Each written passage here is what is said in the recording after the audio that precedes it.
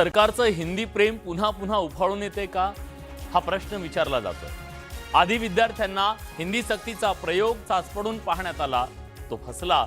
आता सरकारी अधिकारी आणि कर्मचाऱ्यांच्या हिंदी सक्तीचा निर्णय घेऊन पाहिला गेला, पण तिथेही विरोध झाल्यानंतर सरकारला 2 पावलं माघार घ्यावी लागली आणि म्हणूनच या मुद्द्यावरून सुद्धा विरोधकांनी सरकारवर जोरदार तोफ डागायला सुरुवात केली। जबरदस्ती जर केली तर 28 जूनला परीक्षा केंद्राच्या बाहेर जो काय तमाशा होईल त्याची संपूर्णता जबाबदारी ही राज्य शासनाची असेल। जी परीक्षा हिंदीची लावलेली होती त्यांना स्थगिती दिलेली आहे।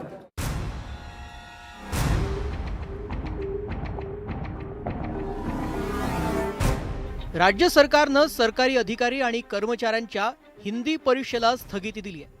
इतकंच नव्हे तर गरज नसेल तर भविष्यात ही परीक्षा घेतली जाणार नाही असंही राज्य सरकारकडून स्पष्ट करण्यात आलंय। राज्य सरकारनं तातडीनं हा निर्णय घेतला, त्याचं कारणही तसंच होतं। मराठी भाषिक राज्यात हिंदी परीक्षा अनिवार्य करण्यामागचं कारण काय, असा थेट प्रश्न मनसेनं विचारला। जबरदस्ती केली तर 28 जूनला परीक्षा केंद्रावर काय होईल याची जबाबदारी सरकारची असेल, असा इशाराही देण्यात आला होता। त्यामुळे राज्य सरकारनं हिंदीच्या परीक्षेला पूर्ण विराम दिला।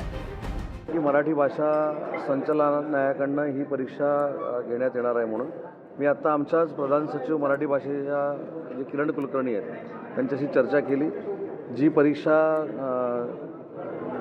हिंदीची लावलेली होती त्याला स्थगिती दिलेली आहे आणि भविष्यामध्ये ही हिंदीची परीक्षा आवश्यक आहे का ते मी राज्याचा मराठी भाषेचा मंत्री म्हणून पडताळून बघणार आहे आणि जर आवश्यक असेल तर कंटिन्यू करू, जर आवश्यक नसेल तर ही हिंदीची परीक्षा न घेण्याचा निर्णय आम्ही घेणार आहोत। मनसेनं मराठीच्या मुद्द्यावरून नेहमीच आक्रमक भूमिका घेतली आहे। यावेळीही मनसेनं पुन्हा एकदा मैदानात शड्डू ठोकला होता। परीक्षा होऊ देणार नाही असा इशाराच देण्यात आला होता।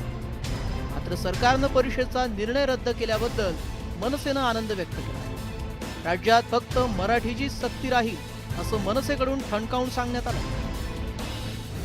मनसेनं मराठीसाठी बाणा दाखवून दिलेला असतानाच ठाकरेंच्या शिवसेनेनं मात्र सौम्य भूमिका घेतली होती। राष्ट्रीय स्तरावर काम करताना हिंदी आणि इंग्रजीची गरज असते असा मुद्दा संजय राऊतांनी उपस्थित केला होता। दुसरीकडे मराठी अभ्यास केंद्रानंही राज्यातील अधिकाऱ्यांसाठीच्या हिंदी परीक्षेला विरोध करत ती तत्काळ रद्द करण्याची मागणी केली होती। सरकारनं तातडीनं याची दखल घेतल्यानं पुढील वाद टळला। मात्र मराठी भाषा आणि अस्मितेचा प्रश्न राज्यात नेहमीच संवेदनशील राहिलाय।